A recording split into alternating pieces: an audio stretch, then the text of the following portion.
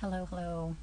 Hope y'all are doing well. It is Mars Day, Mars night, Tuesday night. Technically, if you're looking at the calendar, it's Wednesday. It's after midnight, but 10 after midnight, and it is a Venus hour. I just like speaking in those terms because I feel like eventually we will be using planetary ways of telling time and days and keeping track of moments in those kind of terms. So just to get used to it.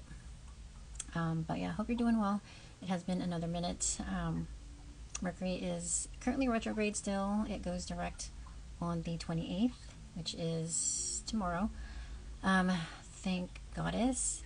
Mercury is currently in the sign of Leo and at 21 degrees.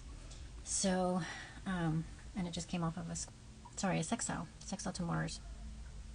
And so there's probably been a lot more socializing, communicating, maybe putting yourself out there.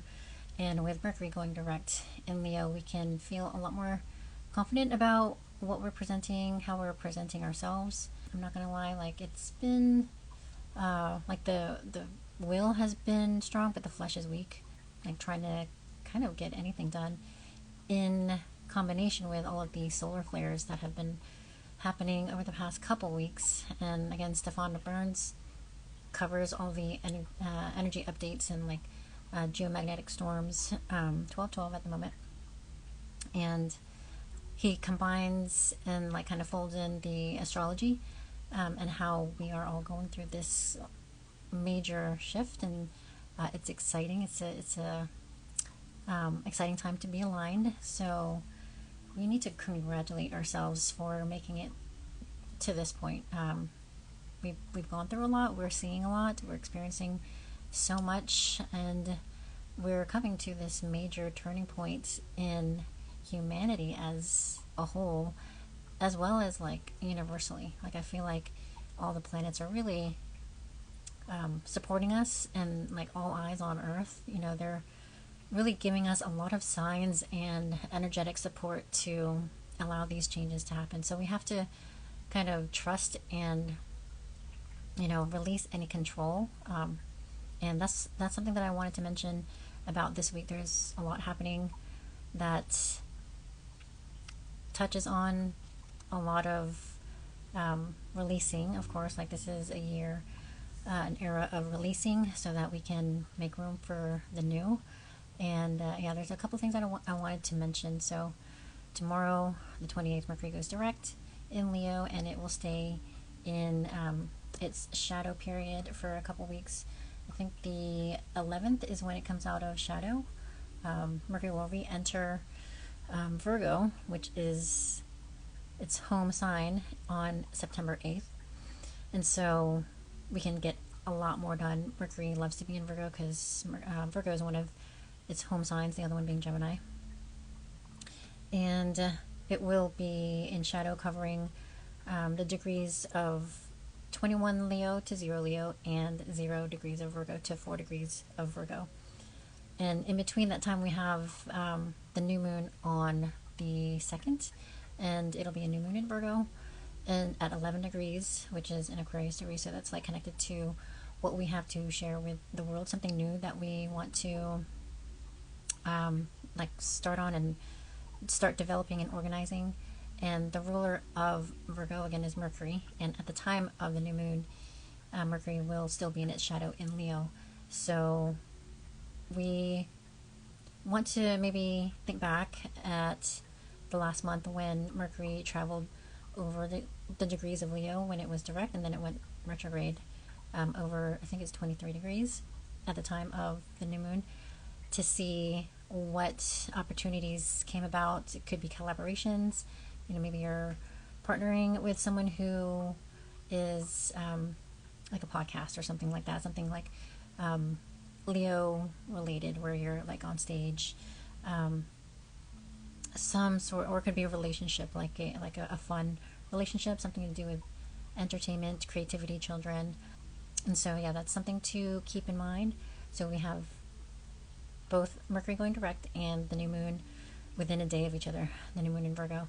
And so on the 1st of September, Uranus goes retrograde at 27 degrees in Taurus, and it will be retrograde until January 30th, 2025, and it will retrograde back to 23 degrees. And so Uranus is the planet of sudden change events, like it's what shakes things out of stagnation. It's also considered the cosmic fixer. I think Aubrey Stars, I don't know if she like coined that or anything, but I got that from her.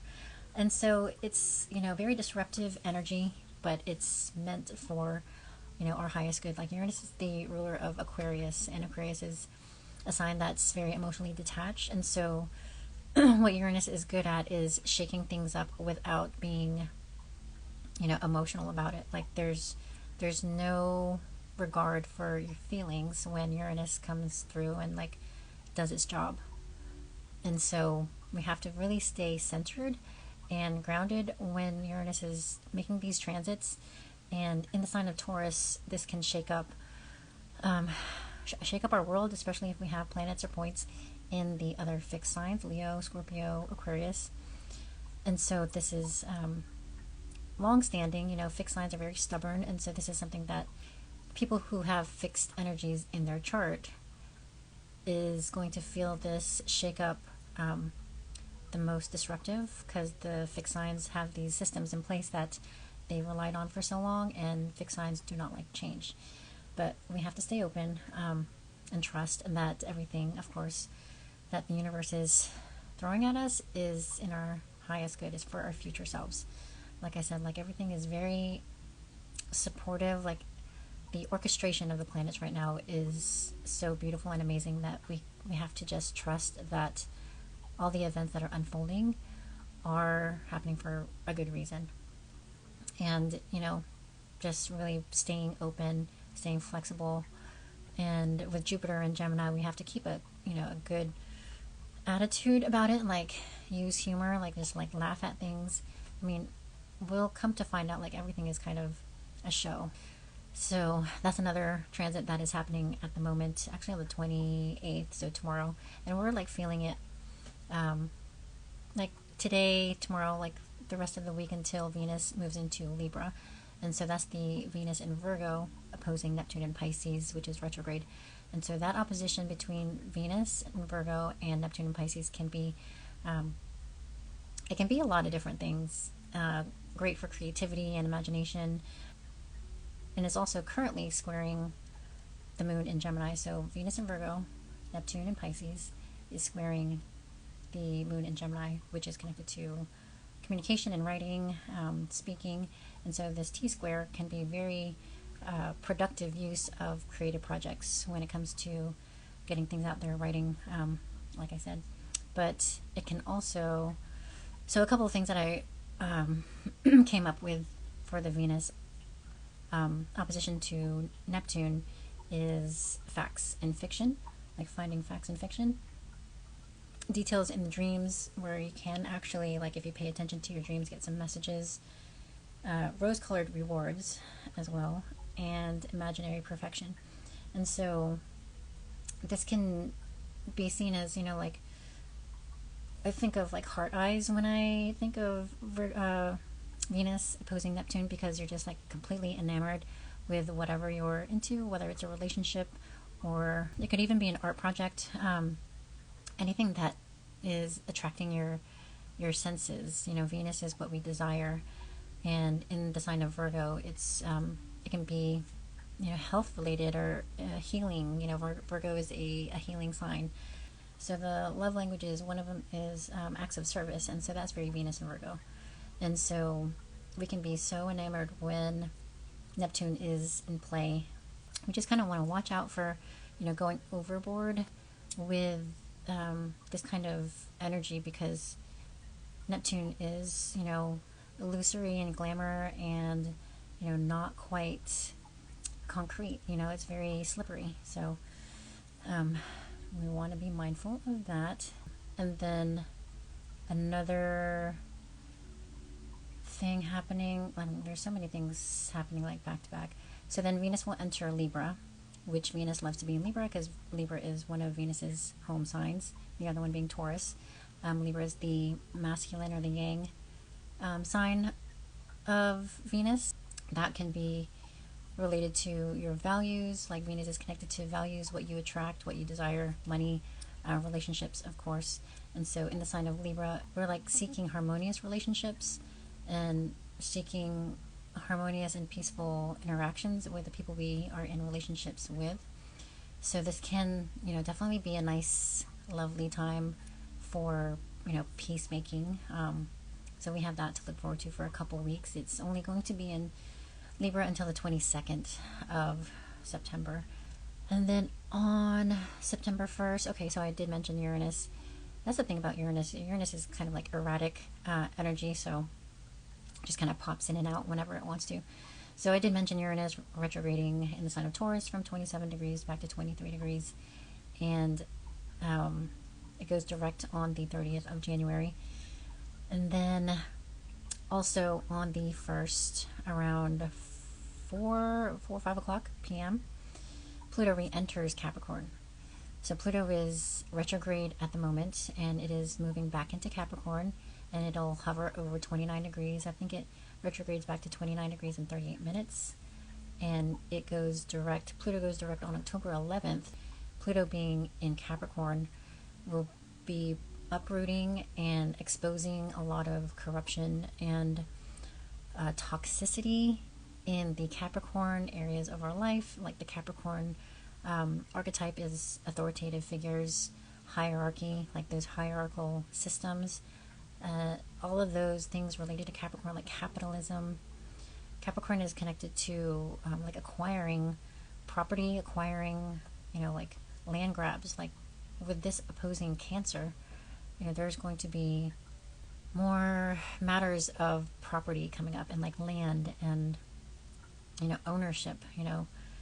This is going to be exposed. There's been so many systems and fraudulent acts, and turning a blind eye, like using language to be like deceitful language to trick people into giving their consent into these like greedy systems. And that's like one of the with any planet at the anaretic degree of 29 degrees, like the shadow sides of that sign can show up. And so with Pluto, is good at like uprooting things and exposing what is no longer serving us, like what has been toxic. And in the sign of Capricorn, those authoritative, corrupt figures will be exposed. And so over the next couple months, there's going to be a lot of exposure, a lot of I feel like the authoritative figures that have been the toxic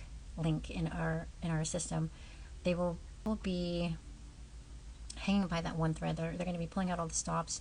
I feel like we're going to see a lot of desperate moments where they pull out all the stops and try to mandate these absurd restrictions, and it's up to us to not comply and really think about what is being demanded of us. Like the use of fear for how many years has been a tactic, like in the most subtle ways too, like when it comes to verbiage and just even the commercials on YouTube. It's like so jarring, it can be so jarring.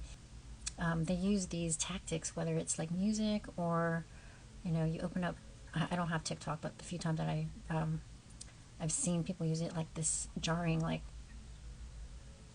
it's like cortisol inducing, which is stressful, and that kind of energy breaks down your immune system. Like it doesn't help at all. So we have to really pay attention to what is true and beneficial for us, and what is only beneficial for a few select people. So we have to really sharpen our intuition so that we can be more discerning with what we're being fed, or just like cut them off completely. Just like, no, they don't get our attention, they don't get our energy, and we take our power back. And that is what Pluto in Aquarius is. It's power to the people. And so with Pluto re-entering Capricorn, the power is kind of like put back into the ring of authorities, where it's using this power for these last few months to pull out all the stops and try to hang on to that one thread but we will see as, you know, time progresses, and there's going to be aspects made to Pluto between now and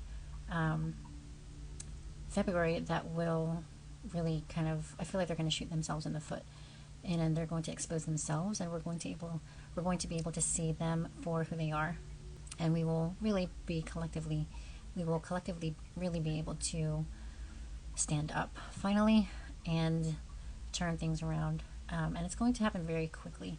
So again, it's very important to stay grounded and stay centered, stay flexible. And so, yeah, Pluto entering Capricorn is going to be a big deal. So between October 11th and February 2nd will be the Pluto retro shadow. And then on November 19th, Pluto moves back into Aquarius. But it will still be in the shadow phase, because back in September, Pluto retrograded at 2 degrees. So, yeah, Pluto will re-enter Aquarius on November 19th. And it will stay in Aquarius until 2043. And then the void of course moon is on the 1st, will be from 5:25 in the afternoon till 8:48 p.m. So that's a, you know, decent chunk of time. And the first, I forget what the first is, but yeah, void of course moons are, you know, the time for us to kind of like relax and not put too much pressure on starting anything new, and, you know, like just connect to things that you enjoy doing, without having any kind of pressure to produce some sort of outcome or result, just out of, you know, your pure enjoyment, whether that's cooking or exercising, like something grounding. You know, have a conversation, catch up with an old friend. You know, Mercury will still be in shadow. Maybe you can reconnect with some old family members. You know, with the solar flares have been super active the past couple weeks. And I think I mentioned Stefan Burns before, and with Leo season, it was like even that much more active. People like really speaking from their hearts and sharing their truths. That kind of energy adds to the sun's energy and helps us burn away those alternative facts. You know, like we were able to really understand what is, or understand what is true. And so if we keep on speaking our truth and speaking from the heart, we'll be able to more efficiently get rid of what has not been serving us collectively. So please share your truth in any way you feel called to, whether that's writing or speaking or singing or drawing, painting. You know, it doesn't have to earn you any sort of income or monetary gain or likes, you know, just like putting it out there, just like not keeping it to yourself, and like sharing it with somebody or on social media, or, you know, somewhere where you're able to express yourself and let it go. Like once you let it go, you know, there's no attachment. So more of that, please. But yeah, I think that's all I wanted to mention. There's a lot coming up over the next couple weeks, so yeah, just stay centered, stay grounded, and be proud of yourself. Like, we survived these mutable squares that happened over the past couple weeks. Those are like, I feel like those are pretty nerve-wracking, especially with, you know, so many different options in front of us. It can be difficult to make decisions, but we just have to trust, like, you know, whatever we decide is going to work out either way. You know, it'll be an experience or a lesson. I mean, it'll definitely be, you know, something that was meant to happen. It is meant to be. We either learn from it, grow from it. Like, either way, just make the decision and see how it goes, you know.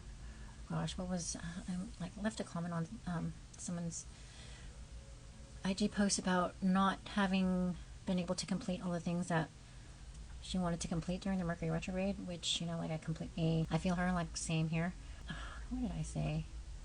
We never miss what is not meant for us. So if it's meant for us, it'll come back around, you know. So just more trust in the universe.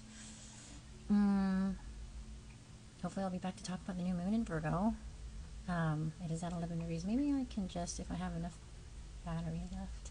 It is